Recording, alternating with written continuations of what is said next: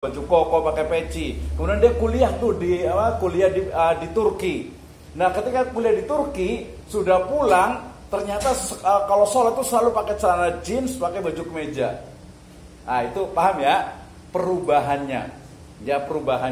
Ya perubahannya itu jadi ternyata memang beda. Sekarang juga rata-rata kayaknya hampir jarang atau mungkin nggak ada nih ya. Walaupun aturannya nggak ada yang larang kan, kuliah pakai sarung gitu kan kayaknya nggak ada yang larang deh. Di sini sih boleh-boleh aja gitu ya. Tapi kayaknya mungkin memang cara ininya berbeda ya. Artinya itu sudah ada perubahan yang itu adalah perubahan sosial ya. Dan nanti kalau dilakukan terus-menerus berulang-ulang, lama-lama itu akan berubah. Ya, lama-lama itu akan orang lihat, oh ternyata begini. Nah, disitulah nanti terjadi semacam konflik sosial. Ya, konflik sosial, orang yang nanti berpegang itu katakan, ini sholat kok nggak sopan banget sih pakai celana panjang, udah itu ketat lagi.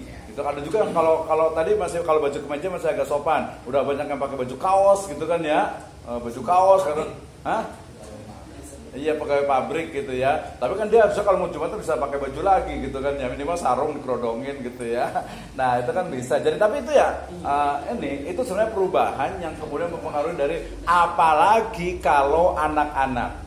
Ya, apalagi kalau anak-anak itu lebih kelihatan lagi perubahannya. Oke ya, ini pengondisian klasik, kemudian ada juga pengondisian operan. Ini paling banyak sinner ya.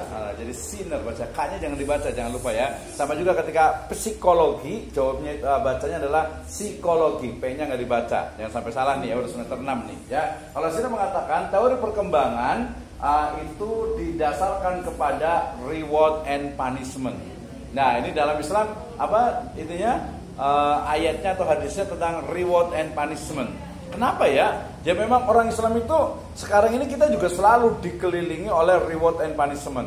Ya ketika kita sholat, ketika kita puasa, ketika berbuat baik pasti akan mendapatkan pahala, akan mendapatkan surga. Ketika kita berbuat maksiat, berbuat salah yang disengaja itu kita akan mendapatkan dosa dan masuk neraka. Itu adalah reward and punishment. Tapi dalam konteks ini adalah di anak sekolah, di perkembangan anak. Nah, nanti kalau yang punya anak pasti akan tahu nih, belajar nih, gimana nih. Ya paling susah ya, tadi kalau saya ceritakan saya punya anak satu perempuan, sekarang udah punya anak usia 2 tahun gitu ya. Jadi agak susah banget nih. Susahnya itu apa? Sekarang itu nggak bisa lepas dari HP. Gitu ya, udah dilarang nih pokoknya nggak boleh pakai HP. Tapi kadang susah juga ngelihat, kadang pas orang tuanya lagi kerja dia pegang HP gitu ya. Kalau ini Ustaz Khalid gimana? HP untuk anaknya yang paling besar usia berapa boleh tahu? 2 tahun 3 bulan. Oh ya dulu hampir sama ya, kayaknya ada juga sama. Udah megang-megang HP belum?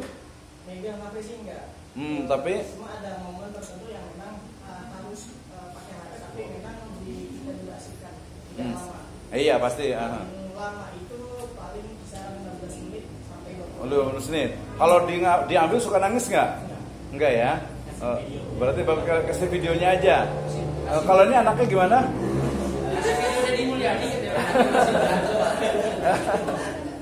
Ya kalau nggak anaknya ya mungkin ponakannya atau adiknya atau anak tetangga gitu ya. Nah itu berarti cukup bagus tuh.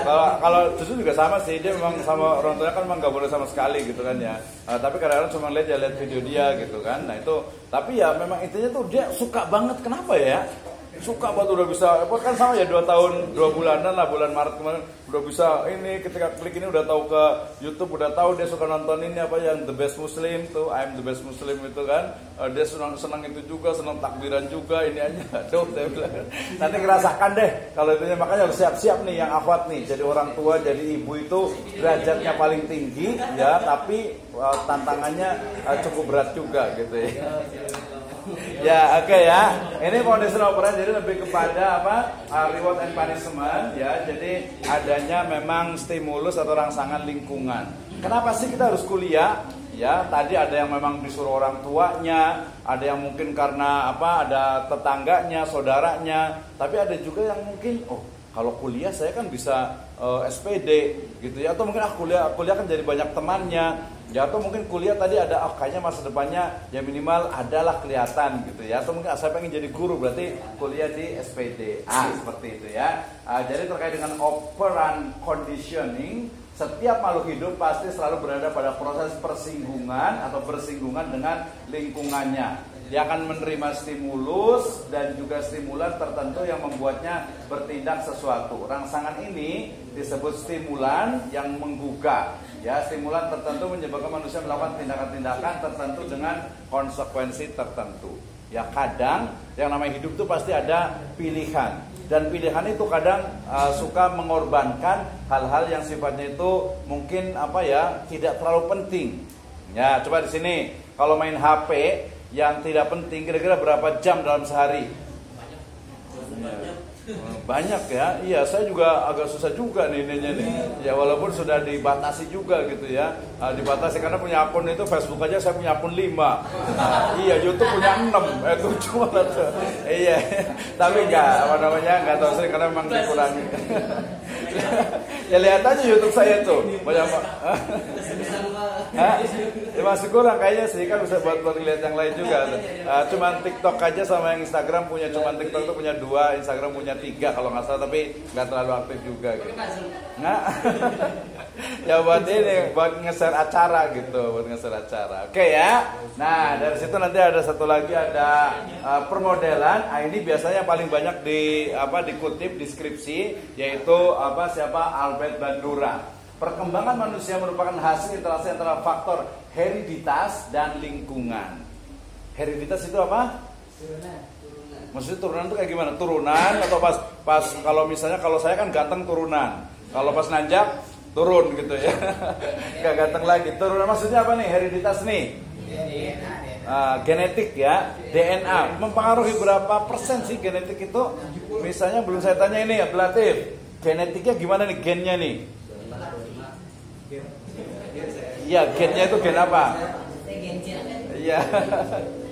Gennya itu apa? Gen Z atau gen apa gitu.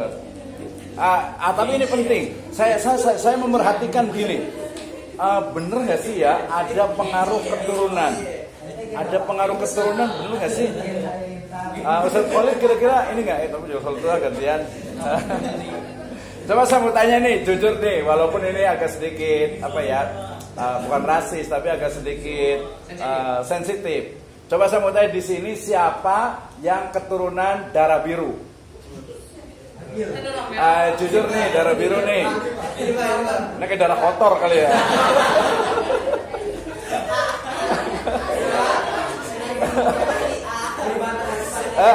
Tuh bagus kali ya. Berarti ngomong macam-macam nih. Enggak serius. Tadi kan kaitan dengan hereditas. Kenapa? Karena biasanya itu memang